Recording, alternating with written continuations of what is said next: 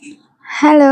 Welcome back to my YouTube channel. இந்த வீடியோல என்னோட பேபிக்கு ஃபர்ஸ்ட் மொட்டை 11th மந்த்ல அடிக்கிறதுக்காக இங்கே ஊருக்கு தான் போயிட்டுருந்தோம். விளாக் பண்ண முடியல. ஸோ கொஞ்சம் கொஞ்சம் கிளிப்பிங்ஸ் மட்டும் நான் ஆட் பண்ணியிருக்கேன். இந்த ஃபேமிலியோட ஒரு கெட் டுகெதராகவும் இருந்துச்சு.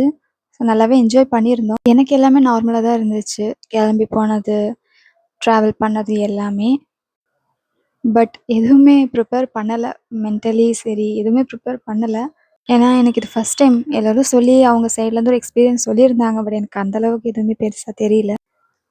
கோயில் ரீச் ஆனதுக்கப்புறம் கொஞ்சம் டைம் எடுத்துச்சு. அங்க பொங்கல்லாம் வச்சாங்க.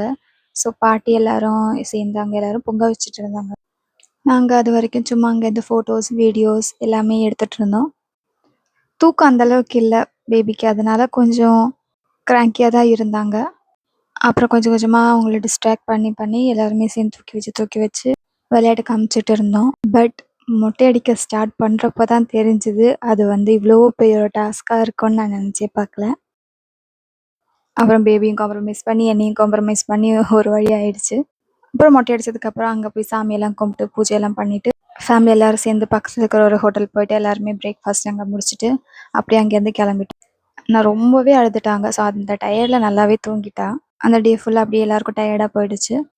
நெக்ஸ்ட் டே மார்னிங் எனக்கு நைட் அந்த அளவுக்கு தூக்கம் இல்ல. எனக்கு ஒரு மாதிரி பேபி அழுதது எனக்கு மைண்ட்ல வந்துட்டே இருந்துச்சு. நெக்ஸ்ட் டே சரி எங்கேயாச்சும் வெளில போலான்னு சொல்லிட்டு பக்கத்துல இருக்கிற ஒரு ஹோட்டல் போயிருந்தோம்.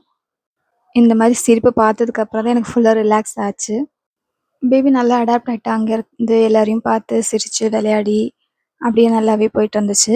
எல்லாருக்குமே அவங்களோட பேபியோட ஃபர்ஸ்ட் மொட்டைன்றது ரொம்பவே ஸ்பெஷல் அண்ட் மறக்க முடியாததா இருக்கும். எனக்கு சத்தியமா சொல்றேன், இத நான் மறக்கவே மாட்டேன். வீட்லேருந்து கிளம்புறப்போ நான் வந்து என்ன நினச்சிருந்தேன்னா, நான் வந்து பேபிய வந்து நல்லா சமாதானப்படுத்தி, நல்லா வந்து கோஆப்ரேட் பண்ண வைக்கலாம் அப்படின்னு நினச்சிட்டு தான் போனேன். ஆனா அங்க போனதுக்கப்புறம் தெரியுது, என்னாலயே என்ன கண்ட்ரோல் பண்ண முடியல. அதுக்கப்புறம் ஒரே விளையாட்டு. ஸோ ரொம்ப நாளெல்லாம் இருக்கல. ஒரு 2, 3 டேஸ் தான் இருந்தோம். அதுக்கப்புறம் நாங்களும் கிளம்பிட்டோம். ஸோ எல்லாருக்கும் அவங்கவங்க லைஃப்ல கமிட்மெண்ட்ஸ் வேலை அப்படி இப்படின்னு இருந்தனால நாங்க டக்குன்னு கிளம்பிட்டோம்.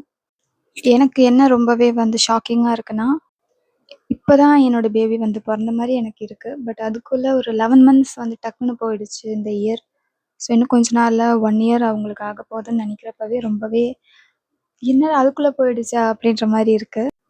நான் ஒரு பேரண்ட் ஆனதுக்கப்புறம் தான் என்னோட பேரண்ட்ஸோட அந்த ஒரு எப்படி சொல்றது? அந்த ஒரு ரெஸ்பான்சிபிலிட்டி அந்த ஒரு ஈஸி கிடையாதுன்ற ஒரு விஷயம் வந்து அவங்கவங்களுக்குன்னு அந்த அந்த பொறுப்பு வரப்ப தான் தெரியும்னு சொல்லுவாங்க. ஸோ அப்படி இந்த மாரி லைஃப்ல ஒரு ஒரு சிச்சுவேஷன், டிசிஷன் வரப்போ அந்த மாதிரி ஹேண்டில் பண்ணிட்டு போ வேண்டியதா இருக்கு. எப்படியோ நல்லபடியா மொட்டை அடிச்சுட்டு வந்தாச்சு. ஸோ வீட்டுக்கு போயிட்டு செட்டில் ஆனதுக்கப்புறம் தான் கொஞ்சம் ரிலாக்ஸா இருந்துச்சு. பேபியும் நல்லாவே தூங்கிட்டு வந்துட்டாரு. ஸோ நெக்ஸ்ட் வ்ளாக்ல பார்க்கலாம். பாய்.